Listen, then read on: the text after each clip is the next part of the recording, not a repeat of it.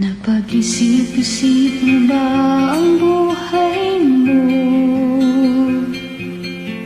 Bakit ka inilagay sa mundong ito? Magandang umaga, magandang tanghali, magandang gabi. Salamat po sa inyong panonood sa ating programa ngayon, Bukal ng Buhay Ministry. Ang ating pong lesson ngayon ay pinamagatang lahat ng disenyo ay may taga-disenyo. Ang utak ng tao. Napag-isipan mo ba ang lahat na kasama sa pagpapaandar ng utak ng tao? Ang utak ay binubuo ng halos 100 bilyong mga nerve cells. Ang bawat cell ay konektado sa isa pang 10,000 na mga cells. Nangangahuluga dito na sa kabuuan, meron halos 1,000 trilyong koneksyon sa ating mga utak. Ang dami ah.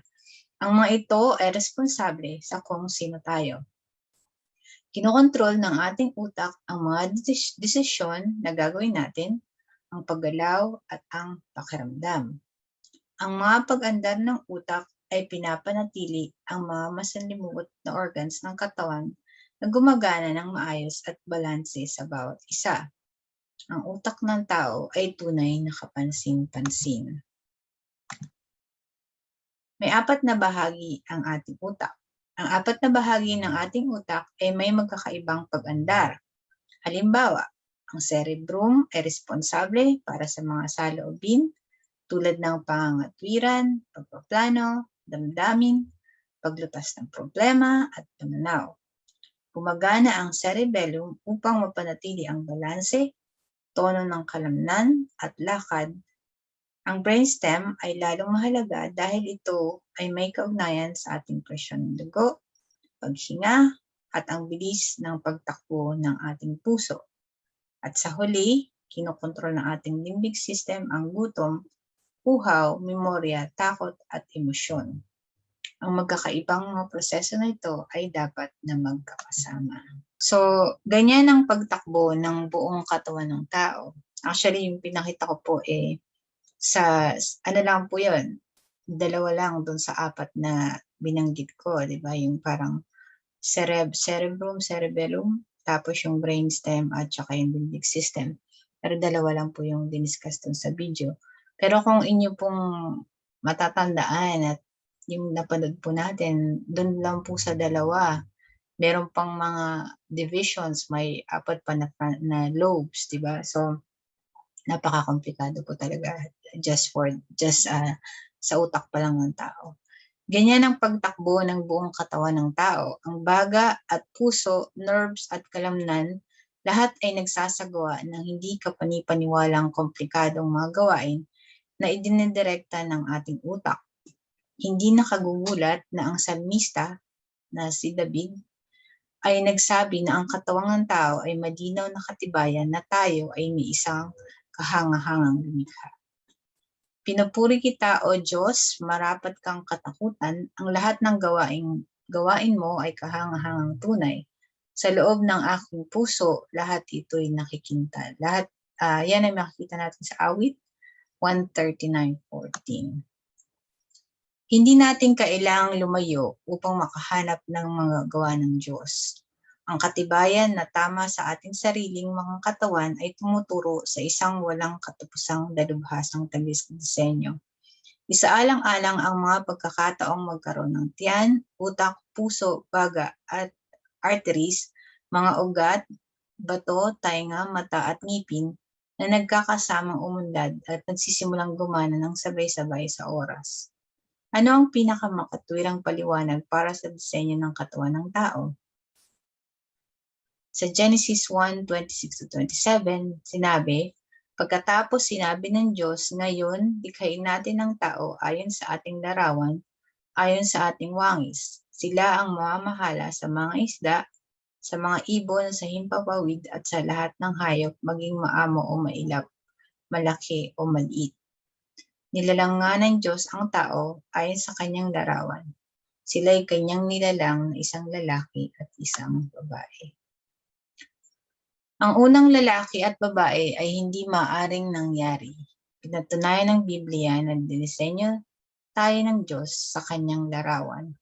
Siya ang dakilang intelihenteng inhinyero na nagdisenyo sa atin at nagdala sa atin sa pagkatao.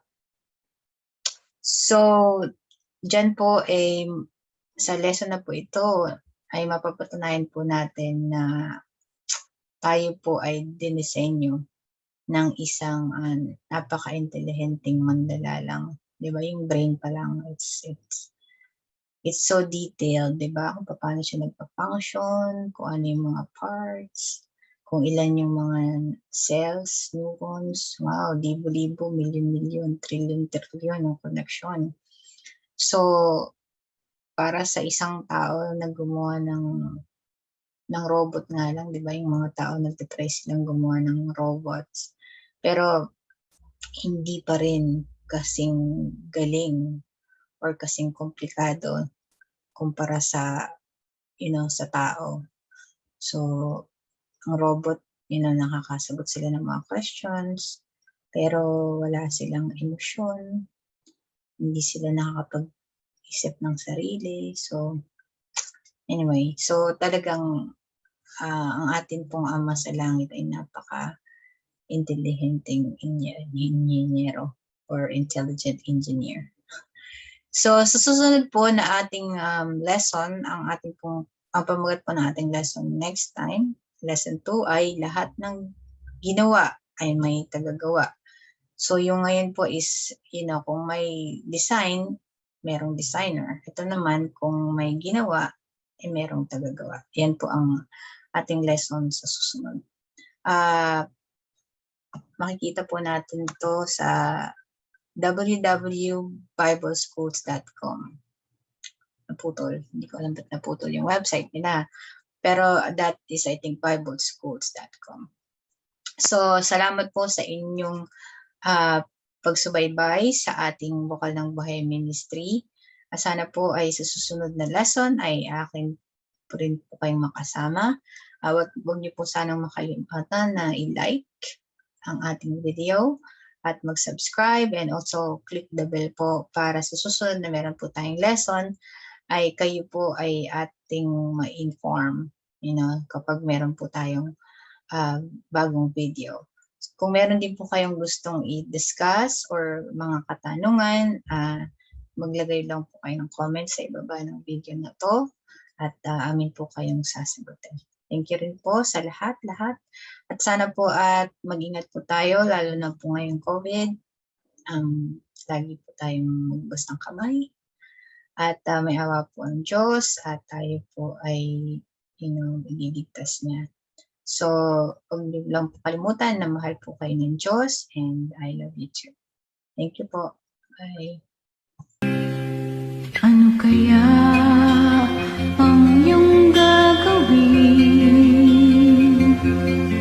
Ipagpatuloy mo ba ang iyong mga gawain?